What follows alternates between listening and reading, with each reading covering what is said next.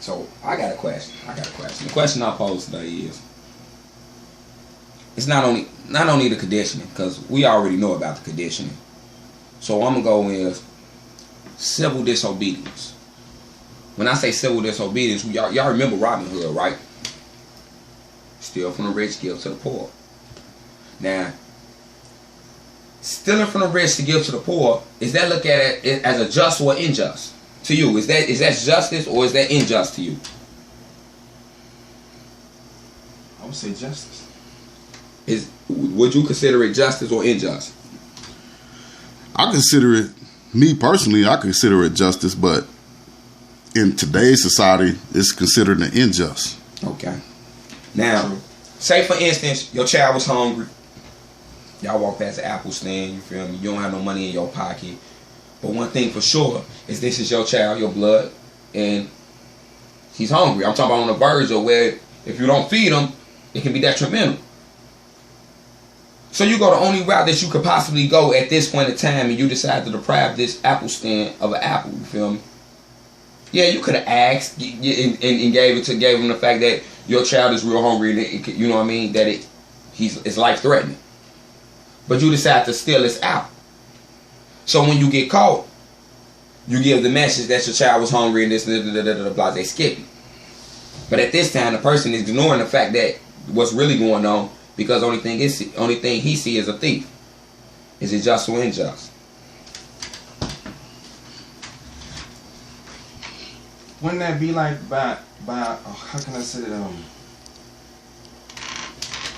by any means necessary method? Okay. Now, okay, the trick, like how you said, in our society don't look at it like that, but a lot of society members go through things like that. I guess it comes to question to oneself, how far you willing to go in certain things to survive and maintain, even for you and your family. Now, I heard the government say something similar to that. Y'all familiar with Castro, right? Fidel Castro. I was recently watching a true documentary on him.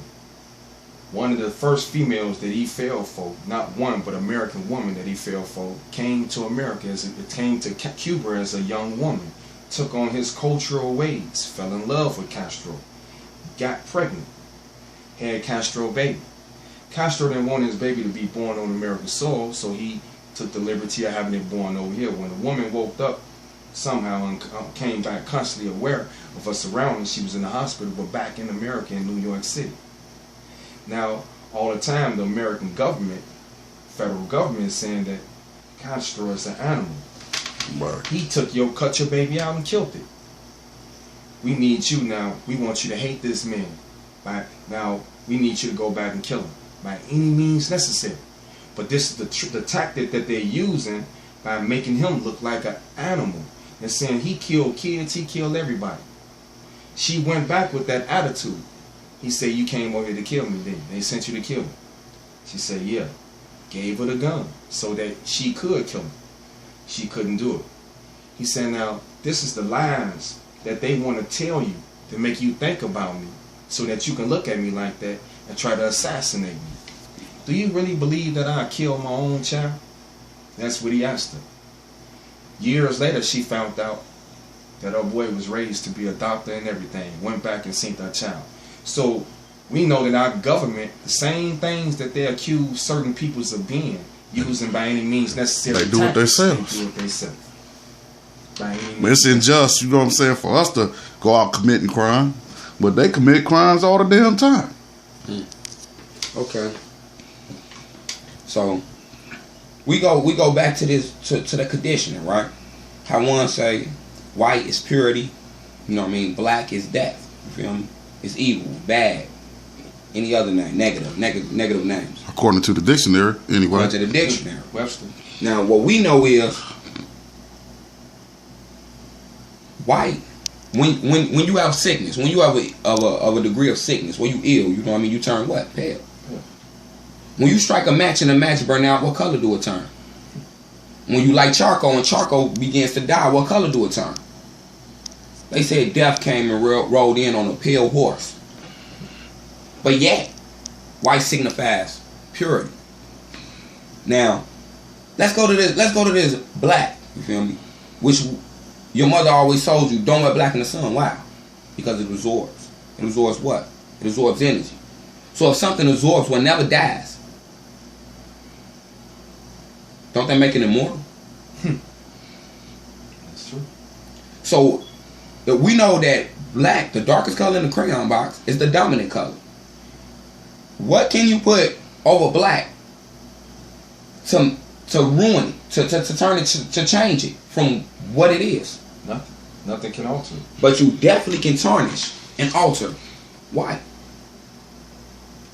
So why don't we never look at white as void of? Because it's definitely void of color, and color is character, and character reflects. So if you're without character, it's no wonder we're going through the situation we're going through today. But it's the understanding that we must come up to understand that we are the ones to fill that void. Because we full of. We absorb will never die. If we absorb will never die, then we will never die. And that means, therefore, they need our energy that's coming from us. So if you're not strong enough to stand on yours and understand your importance, you feel me? Then you will die. It's as simple deep. as that. That's deep. Man, that's deep. That's a different way to put it, man. Okay, now let's get on this consciously awareness of what you've been talking about, or the amendments about how we should all try to be diligently trying to find out who we really are, besides black, Negro, color. And that's something that people need to look into. But even you make some of these white people that know their roots, they begin to look at themselves, because we know that if we understand that black, Negro, and colored is not a nationality, then white is sure not a nationality as well. That's the subject for you. Now that's the subject for you. Reason being is the white have been depriving the Asiatic nations for so long. We know that they took from the Kemetic civilization, which is modern day Egyptians. So they took from the center of civilization and used it and transformed it to become what they wanted to become. So not only do we take these scrolls and these documents and we storm in Vatican, we put them in our vote, our safe, you feel me? But we tell you that we rearrange and we change these gods until they fit our perspective, our image, our likeness. And we tell you that these are your gods. But one thing we know that the Bible says that that's paganism. You feel me? That's the worshiping of many gods. Idol gods. Idol gods. But one thing that I know is we can put people in our family member under these same categories. You know, everybody have a strong point. That's where one say you mature at. And where you mature at is your genius. So the attribute that's credited to me, you know, that I am strongest in will be my genius. So if that's my genius, then I credit you with that. And I say that you're the God of love. How come you're the God of love? Because love is what governs your orders department. Love is what spills from your lips. Love is how you walk in. What you walk in. It's the message that you deliver. It's all you know. It's your obsession. Same with your brother, who can be the God of war. Why? This is all he know. This is what he was raised on. This is what he liked. He's energetic. He got ADHD. You feel me? Quote unquote. Quote unquote. Allegedly. He run around and he to you he's savage. To ones he's savage. But to us he's primitive. You feel me? He's simplistic. This is what he know, and this is what he do. So you tell me it's a terrible thing, but I think it's a lesson to be learned within everything. If one's only pick and choose what they deem is important at the time, then what will happen when the time comes that you misread or didn't pick up the lesson that you should have learned? It will be a lesson returned. So are we going through these struggles today thinking that these are new struggles, these are newfound struggles, these are struggles that our ancestors battled as well because it was unsolved? And the solution that they used was just a temporary disposition. So we know what temporary dispositions is. Okay, soon as I take this paper off the table and put it on the floor, yes, the table is clean, but what about the floor? The floor is dirty. Exactly. With the same thing you clean the table with. So it's a problem in itself. What is a problem? A problem is a trial, it's an obstacle. It's something that once we overcome, we overcame. But how do you know when you overcame? It's the emotion that you get from the act, right? That tell you that you success, that it's a success, that you succeeded in your method. Now, what I'm getting at is, as men, we are stripped away from our emotional assets. At an early age, we taught not to be emotional. Stop crying. You know, everything boils down to this. If I'm telling you to stop using something that gives you intuition and telepathy, how could you ever gain your two highest senses? Ones today think it's only 5 senses, but it's sure enough 7. It's 5 under the brow and 2 above it. How could you ever gain your 2 highest senses if we're taught since birth to deny one of our most valuable assets, what makes us human beings? They say to be humane, to be Christ-like, you must be compassionate, merciful, and kind. That sounds like emotions to me.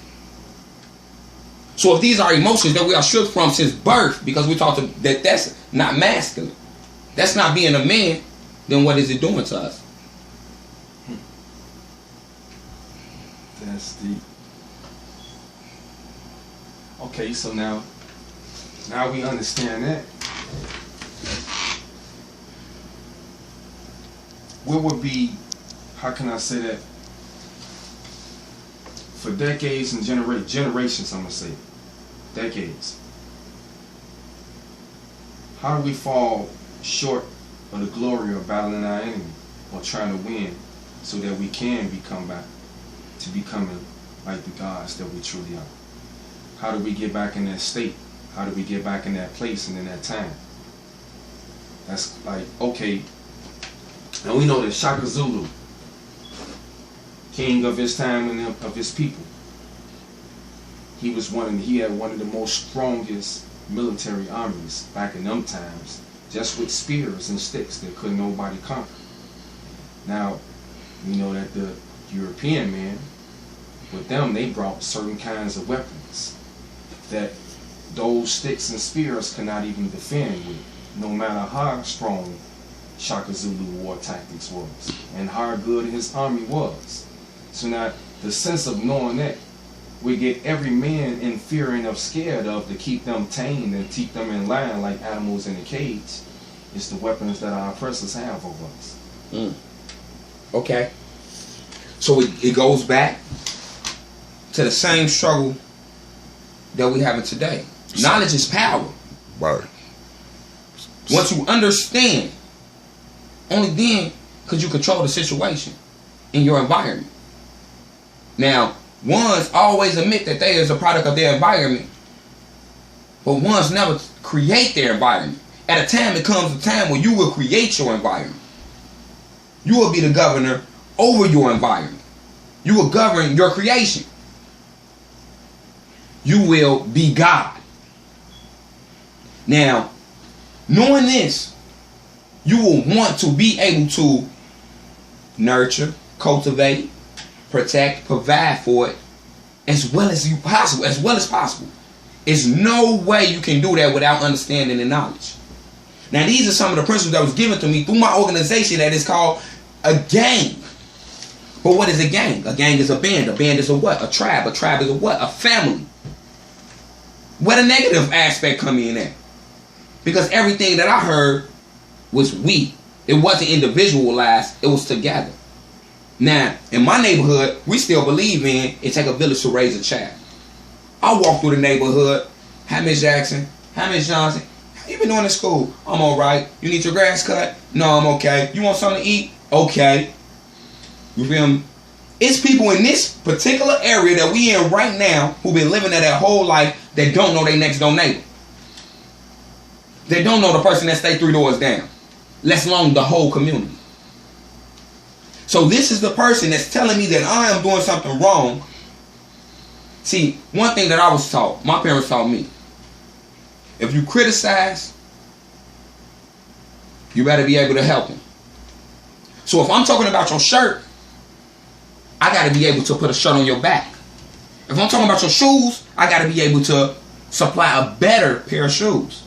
So when I'm talking about your mind state, and I'm talking about the illness of your mind state, I got to give you a better way of thinking to cultivate yourself as well as the ones around you. So when you tell a person about the handicap in their thinking, you know what I mean, the illness, the sickness, the disease in their thinking, you have to supply a method, a better method, but only after taking that away. You can't give a person something when he's full of it. I have to subtract in order to give. Right. So if I can't subtract this negative input, this negative that you been nurtured with, that you've been cultivated with, This conditioning. then how can I be of help? And that's Solomon himself. Solomon was the wisest that ever was, that ever will be, but he understood that it was the vanity of vanities because he can't teach understanding. I can be the smartest man alive, but if you're not a seeker, I can't teach you. And if I can't teach you, then we still stuck in the same conditions. And that's something that we're going through today. No matter how much we know as people, you feel me? Until a person is willing to seek this information, it's the only way they can obtain this situation. You heard it in the Bible, feeding pearls to swine. It's feeding pearls to swine. As soon as it roll off your lips, it's forgot. But it's not forgot. You just fail to recall because it's within. We go look at our problem. We go look for the answers to our problem without. Why do I feel that you can answer my problems better than I can answer my problems? Why do I want your confirmation to make me happy or well within the skin I'm in? When I always heard and always was told that you are your worst enemy. Now, do you agree? True. Well, do you agree that certain people, how can I say that people learn from different methods? Looking, listening, reading. And why I'm getting at that is that sometimes you might have a seeker or a person that's trying to seek and learn all they can to become consciously aware of things, but they are missing certain aspects to allow them to learn because they can't do certain things as well as others. So sometimes people learn by, okay, they may say, call it sometimes propaganda. When you see certain papers posted outside in the public that's out there to give the residents or the peoples in the community good knowledge, you know, the first thing, if you with a negative person and say, oh man, you want to shoot it down, even if it's up something good, that's propaganda. Okay, but how come it got to be propaganda? Why it can't be real, true knowledge? See, even what we dialoguing about right now, sometimes you gotta speak it out and put it out to people. That's the only way some people will pick up and grasp it and get a clear understanding of it. Because they ain't good seekers like that. But if they hear it from a person is bringing a good message, they just might catch on to it. I mean, that's the only way. That's the only way I think that you can try to get a hold to a people. Okay, you brought up a valuable point when you said that sometimes they don't have the proper tools, feel me, to pick up on certain things, or they don't have the right attitude, you know what I mean, to understand that they capable of doing anything. So we'll go into this. Since birth, you are manipulated and altered. They say vaccinations are not known to cure any disease. Vaccinations is not known to cure any disease. Yet, between the ages of birth to 1 year old, a child have up to 16 vaccinations. Now, throughout these vaccinations, they are giving you a doses of mercury, lead, and other poisonings that gives you autism. Autism cripples your communication and your social skills. So if I'm crippling, handicapping your communication and your social skills since birth, do you think as, you know what I mean, infants, toddlers, teens, that we'll be able to understand, have an understanding? That's crippling our understanding. That's making us have misunderstandings because we lack communication and social skills.